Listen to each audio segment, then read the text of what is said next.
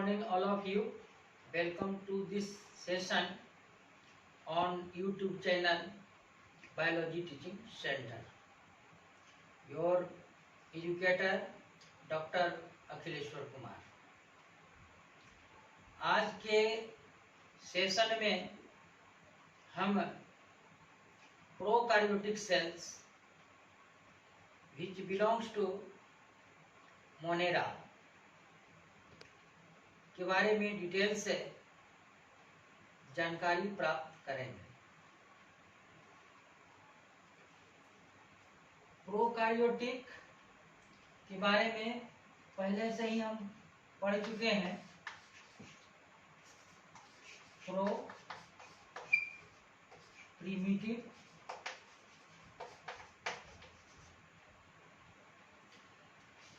कार्योन nucleus, that is prokaryotes means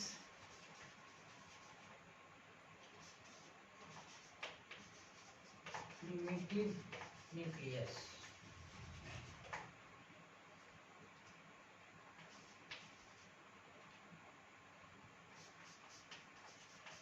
Nucleus without nuclear membrane.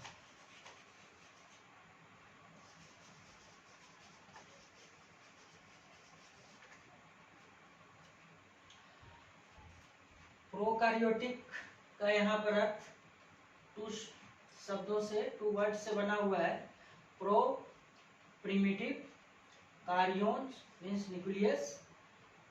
इस तरह से prokaryotes means primitive nucleus. Primitive nucleus का अर्थ nucleus without nuclear membrane.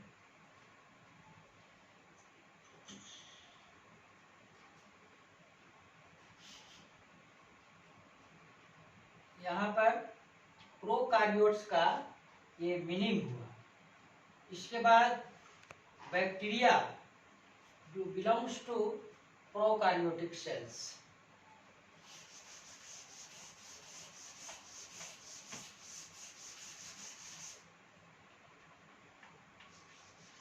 Bacteria belongs to prokaryotic cells.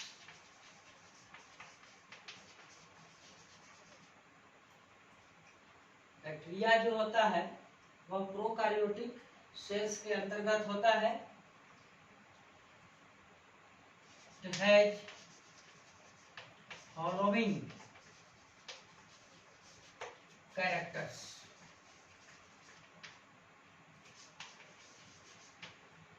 Bacteria का जो characters होता है, जो हम पिछले क्लास में देख सके हैं, जो मोनेरा का कैरेक्टर्स था, क्योंकि वो मोनेरियंस है और मोनेरियंस के अंतर्गत प्रोकैरियोटिक सेल्स आते हैं और प्रोकैरियोटिक सेल्स के अंतर्गत बैक्टीरिया, एक्टिनोमाइसीटीज, अरेकीबैक्टीरिया, ब्लू ग्रीन अलगी, ये सब आते हैं, जिसमें आज हम फर्स्ट एग्जाम्पल बैक्टीरिया के बारे में देख रहे हैं। तो यहाँ पर हम बैक्टीरिया का जो मेन कैरेक्टर्स है उसके बारे में देखेंगे।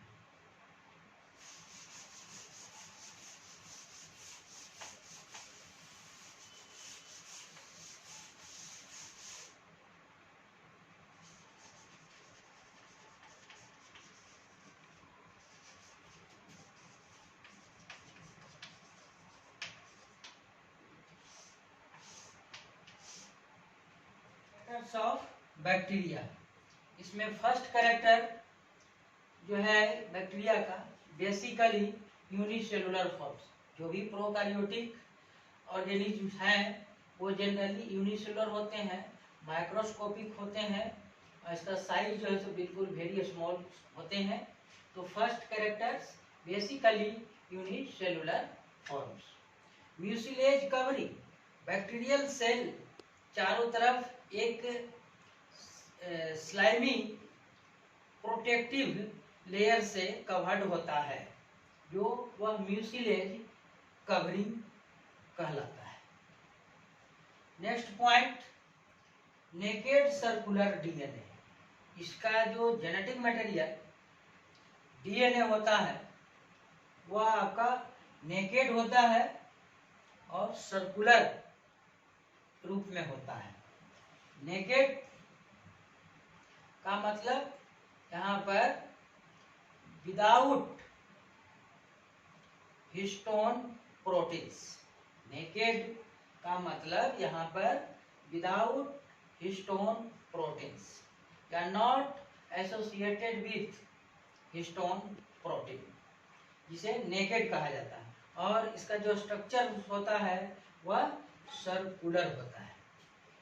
सेल वॉल इसका जो होता है बैक्टीरियल सेल वॉल वो पेप्टाइडोग्लाइकन की बनी होती है।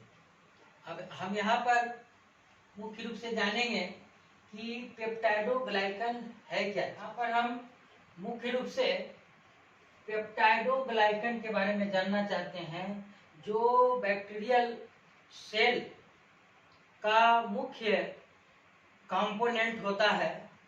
तो सर्वप्रथम हम ये जानेंगे कि व्हाट इज पेप्टाइडोग्लाइकन। तो पेप्टाइडोग्लाइकन मुख्य रूप से जो होता है कि peptidoglycan is a carbohydrate. Peptidoglycan एक कार्बोहाइड्रेट होता है जो बैक्टीरियल सेल वॉल बना होता है। और यह पेप्टाइडोग्लाइकन दो चीज से बना होता है। It is made by sugar plus amino acid. यह peptidoglycan sugar plus amino acid से बना होता है। और ये शुगर के अंतर्गत प्लस अमीनो एसिड में दो चीज होते हैं। फर्स्ट शॉर्ट में नागा पढ़ते हैं।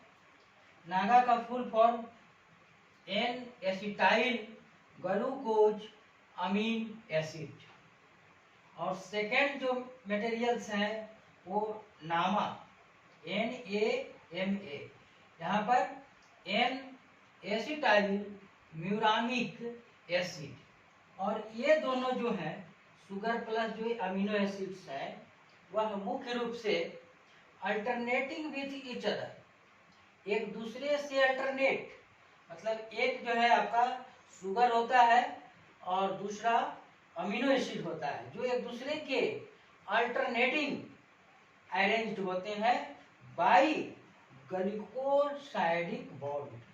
माने दोनों के बीच एक विशेष तरह के बॉन्ड होता है जिसे ग्लूकोसाइडिक बॉन्ड कहते हैं। ग्लूकोसाइड माने ग्लूकोज को जोड़ने वाला। तो ग्लूकोज मीन्स यहाँ पर शुगर। तो इस रूप से as a competitive point of view से बहुत ही इंपॉर्टेंट टर्म है कि पेप्टाइडोग्लाइकन वह कौन चीज का बना होता है। तो मुख्य रूप से शुगर प्लस अमीनो एसिड। यह जो अमीनो एसिड होते हैं वो यहाँ पर नागा और नामा। नागा यहाँ पर N acetyl glucose amine acid, नामा एन एसिटाइल म्यूरामिक एसिड। और ये शुगर और प्लस ये जो अमीनो एसिड्स हैं वो एक दूसरे से अल्टरनेटिव, माने प्लस एक ये तो दूसरा ये, एक दूसरा एक ये, इस तरह से alternating with each other glucosidic bond, एक विशेष तरह के बॉन्ड होते हैं जिसे ग्लूकोसाइडिक बॉन्ड कहते हैं, लिंक्ड विथ पॉलीपेप्टाइड चेन। और मुख्य रूप से साइड में एक विशेष तरह के पॉलीपेप्टाइड चेन से बना होता है। तो यही पेप्टाइडोग्लाइकन हुआ जो बैक्टीरियल सेल का मुख्य कंपोनेंट है। अब हम ये समझेंगे कि जो यूकैरियोटिक प्लांट सेल है, यूकैरियोटिक जो प्लांट सेल है वह मुख्य रूप से सेल्यूलोज की बनी होती है। प्रोकैरियोटिक एंड यूकैरियोटिक जो प्लांट सेल है दोनों में मेन ये डिफरेंस है कि प्रोकैरियोटिक मतलब बैक्टीरिया सेल वाल जो होता है वह पेप्टाइडोग्लाइकन की बनी होती है और यह peptidoglycan sugar plus amino acid, माने यह एक तरह के पेप्टाइडोग्लाइकन माने कार्बोहाइड्रेट्स है जो आपका एक पॉलीमर है, माने इसमें बहुत सारे अणु शुगर प्लस अमीनो एसिड एक अल्टरनेटिंग जुड़े रहते हैं जो पॉलीमराइजेशन होकर के एक लार्ज मॉलिक्यूल्स का निर्माण करते हैं। लेकिन यूकैरियोटिक जो प्लांट सेल होता है वह मुख्य रूप से सेल्यूलोज की बनी होती है।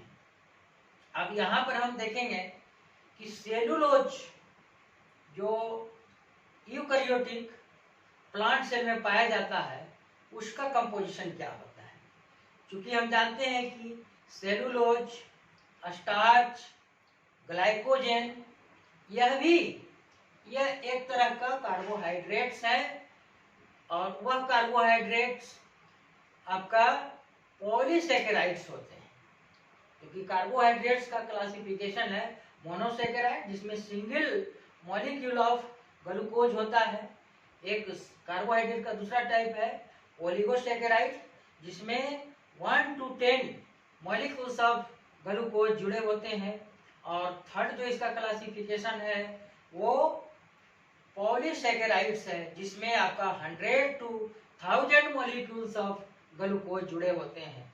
तो यहाँ पर जो यूकैरियोटिक प्लांट सेल होते हैं वह मुख्य रूप से सेल्यूलोज की बनी होती है, और यह सेल्यूलोज भी एक तरह के पॉलीसेकेराइड कार्बोहाइड्रेट होता है।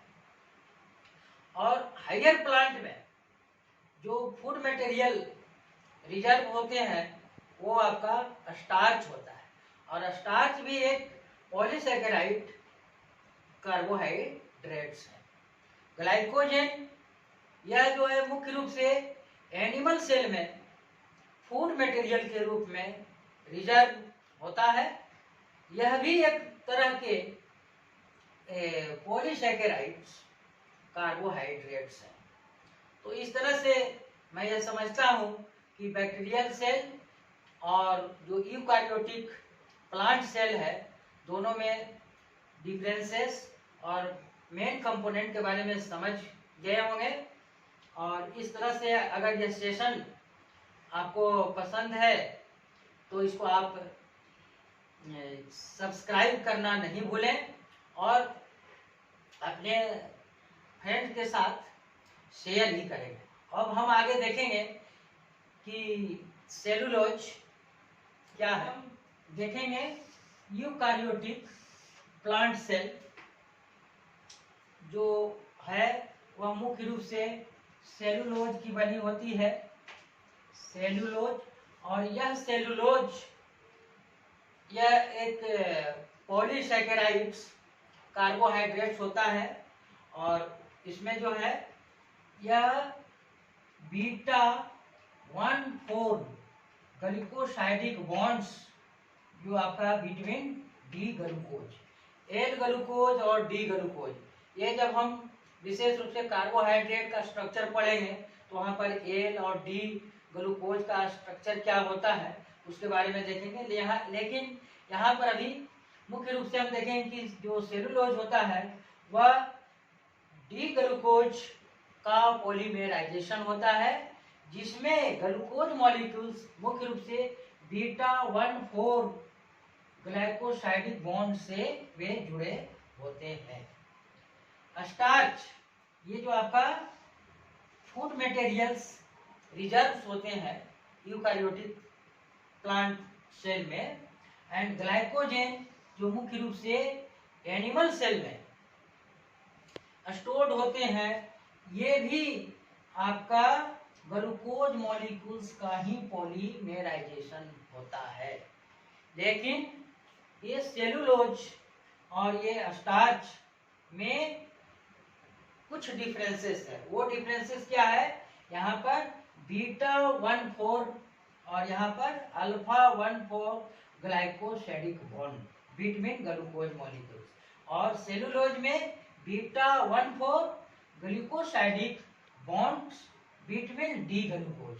यहाँ पर सिर्फ आपका सिंपल जो ग्लूकोज होता है उसके बीच ग्लूकोज का जो फॉर्मूला है C6H12O6, और उसमें जो है एल और डी, उसमें जो आपका और ये कार्बोहाइड्रेट जो होते हैं वह मुख्य रूप से क्या है, पॉलीमर या पॉलीहाइड्रोक्सी, पॉलीमर और पॉलीहाइड्रोक्सी, उसमें बहुत से OH ग्रुप होते हैं।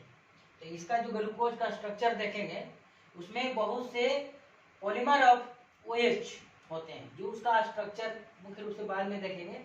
तो यूकारियोटिक ये प्लांट सेल जो आपका सेलुलोज का बना होता है वो मुख्य रूप से याद रखना चाहिए कि β14 ग्लिकोसाइडिक बॉन्ड्स का पॉलीमर है, जो आपका डी ग्लूकोज से वह बना होता है। स्टार्च एंड ग्लाइकोजन मुख्य रूप से α14 ग्लिकोसिडिक बॉन्ड्स आपका ग्लूकोज मॉलिक्यूल्स के बीच जुड़ा होता है। तो इस तरह से प्रोकार्योटिक और यूकार्योटिक प्लांट सेल, तो वहां पर हम देख रहे थे कि बैक्टीरियल जो प्लांट सेल है वह मुख्य रूप से पेप्टाइडोग्लाइकन है। यहाँ पर क्वेश्चन एराइज हो सकता है कि पेप्टाइडोग्लाइकन प्रोटीन है, फैट है, कार्बोहाइड्रेट्स है। तो मैं एक क्वेश्चन दे रहा हूं और इसका आंसर जो है आप कमेंट बॉक्स में लिखेंगे। क्वेश्चन फिर से मैं रिपीट करता हूं कि पेप्टाइडोग्लाइकन कार्बोहाइड्रेट है, प्रोटीन है या फैट है। इसके बाद हम आगे कैरेक्टर देखते हैं।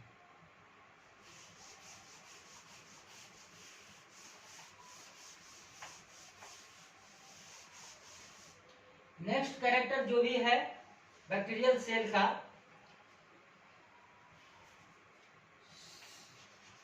Cell organoid such as endoplasmic reticulum, lysosomes, mitochondria,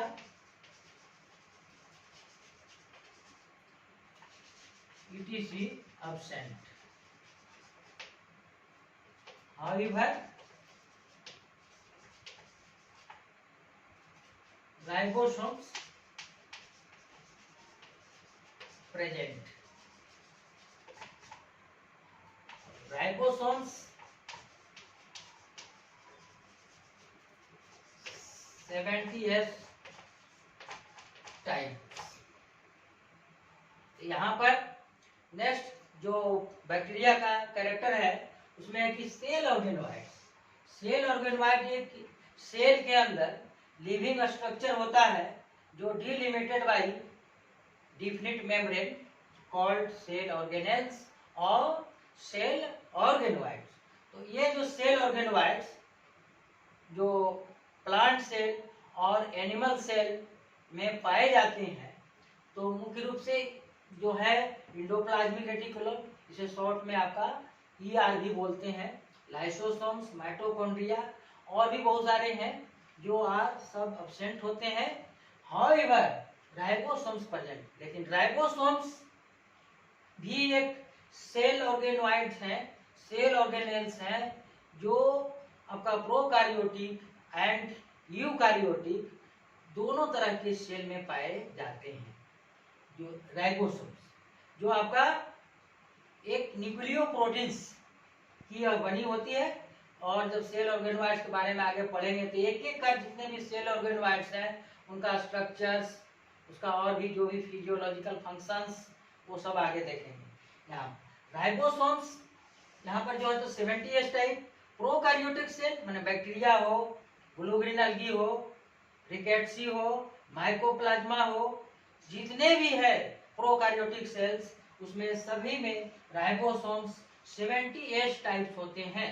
ये यहाँ पर हम बताए थे कि S एक यूनिट है मापने का, जिस तरह से जैसे हम कपड़े को सेंटीमीटर, मीटर, लेंथ को आपका 20 सेंटीमीटर, मीटर, या कोई लिक्विड फॉर्म में है उसे ml में मापते हैं, उसी तरह से राइबोसोम का सेडिमेंटेशन रेट एक होता है, जिसे हम स्वेडबर्ग एक साइंटिस्ट थे जिन्होंने इसको पहला अध्ययन किए थे, इसलिए यहाँ पर स्वेडबर्ग एक साइंटिस्ट थे जिनके रेस्पेक्ट में एस टर्म यहाँ पर दिया गया, इसलिए 70 एस टाइप्स जो आपका यह इसमें 2 यूनिट्स होते हैं, वो आपका एक लार्जर यूनिट्स होते हैं और एक स्मॉलर यूनिट होते हैं, जो और डिटेल में आगे देखेंगे। लेकिन यूकैरियोटिक में जो होते हैं वो भी 80 एस टाइप होते हैं, माने से लार्जर साइज में होते हैं, वो भी मुख्य रूप से 80 एस माने वो भी लार्जर एंड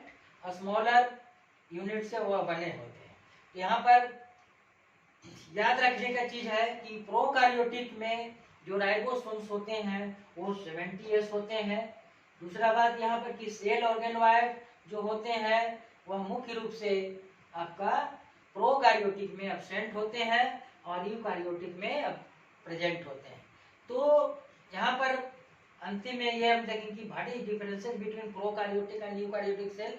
तो अगर हम प्रोकैरियोटिक का कैरेक्टर पढ़ रहे हैं तो स्वतः हम यूकैरियोटिक सेल को डिफरेंशिएट कर सकते हैं। प्रोकैरियोटिक में ये होता है, इसमें ये होता है, इसमें प्रिमिटिव न्यूक्लियस है, उसमें एडवांस न्यूक्लियस है, इसमें सेल ऑर्गेनोइड प्रेजेंट है एब्सेंट है, उसमें सेल ऑर्गेनोइड प्रेजेंट है, इसमें ribosomes both eukaryotic and prokaryotic. ये आपका यूनिवर्सल राइबोसोम्स ऐसा सेल ऑर्गेनोइड्स है जो universal occurrence in biological world.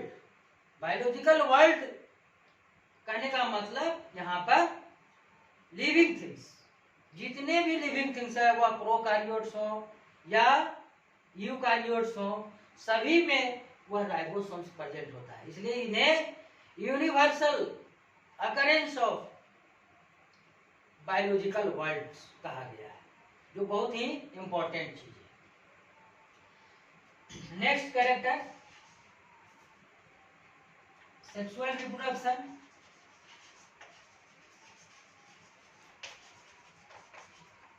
Absent, पहले भी हम पढ़ चुके हैं sexual reproduction absent.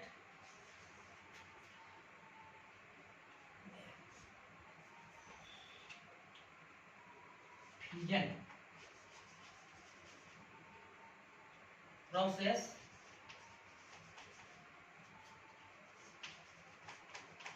takes place in asexual reproduction.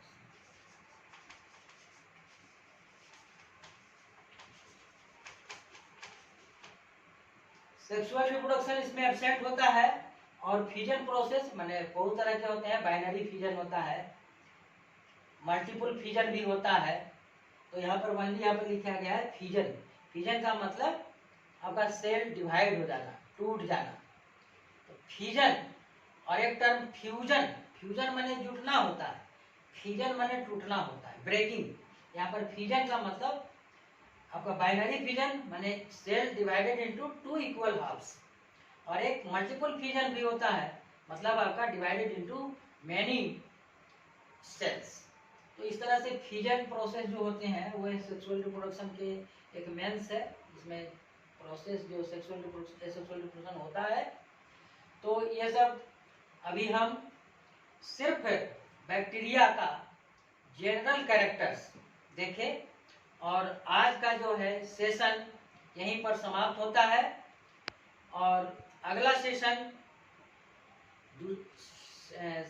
Next day shape of bacteria and flagellation in bacteria हम देखेंगे। तो अगर ये सेशन पसंद है तो आप सब्सक्राइब करना नहीं भूलें, और मुख्य रूप से अपने फ्रेंड्स के बीच शेयर अवश्य करें।